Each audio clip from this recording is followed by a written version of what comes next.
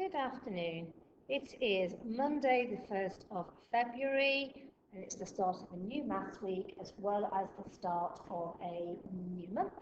So we're going to start on question 5 of the multiply and divide by 6 worksheet. Okay, here we go. A red ribbon is 6 centimetres long. A yellow ribbon is 7 times as long as the red ribbon. How long is the yellow ribbon? As usual, I've underlined my key information, so that will help me interpret the question before I try and answer it. I'm also going to just draw a little diagram to help me as well. So I have a red ribbon, which is 6 centimetres long, and a yellow ribbon, which is 7 times bigger than my 6 centimetres. So actually, it's 6 centimetres times 7. So looking back at our times table, 6 times 7 is 42, so our yellow ribbon must be 42 centimetres long. Okay, next question. There are 66 children sitting in rows. There are 6 children in each row. How many rows are there? Okay, so I've got 66 children.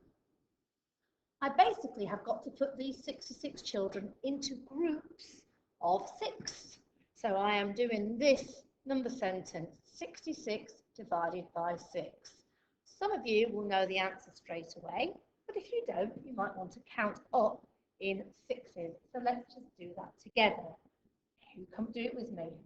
6, 12, 18, 24, 30, 36, 42, 48, 54, 60, 66.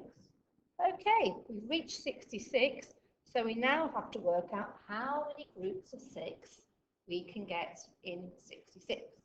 So 1, 2, 3, 4, 5, 6, 7, 8, 9, 10, 11.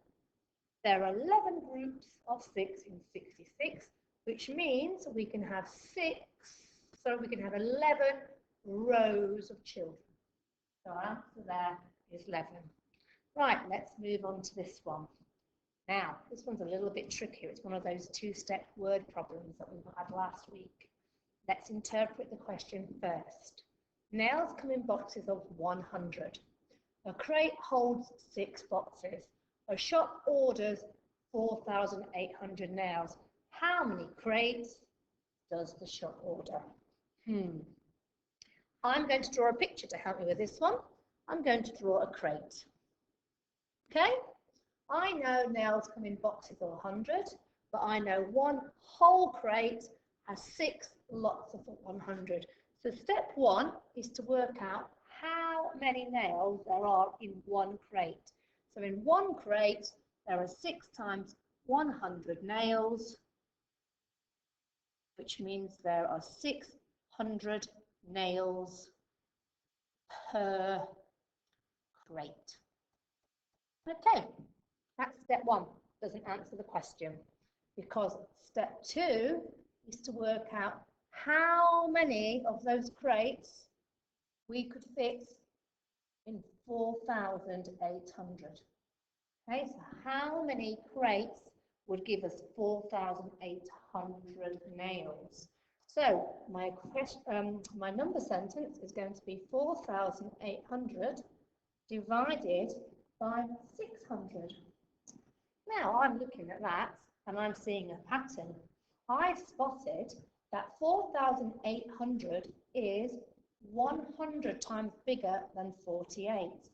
But I'm also dividing by 600, which is 100 times bigger than 6. So in fact, the question I've now got is 48 divided by 6, because I've divided both of those numbers by 100, so I've more or less got the same thing. So I've got 48 divided by 6, which is 8. So that tells me that there are 8 crates bought, and we can check that out as well, because what I can do is I can say 600 multiplied by 8 and see what my answer is, because I'm using the inverse. Well, 6 times 8 is 48. Multiply 48 by 100 4,800. So I've just used my inverse to check my answer. Final question for today. Teddy has an odd number of counters, and he says I can share my counters into 6 equal groups, which is right. Do you agree with Teddy? Sorry, I don't know if he's right yet. That's what we're working out. He has an odd number of counters. So if we share his counters into groups of 6, we are going to be working on multiples of 6. So let's just go through a few multiples of 6. Off you go. 6, 12, 18, 24. You know to think something. 30, 36, 42, 48, 54, and 60. I'm going to stop there. Let's go back to what he's saying. I can share my counters into 6 equal groups. Right, okay, so we've got our groups of 6, but he's got an odd number of counters. Now, are any of these answers here odd? No, they're all even. So therefore, his answer is incorrect because all multiples of 6 are even. Right, well done. Hope you've marked your work okay. If you've made mistakes, don't worry, as long as you've learned through them. See you tomorrow. Bye.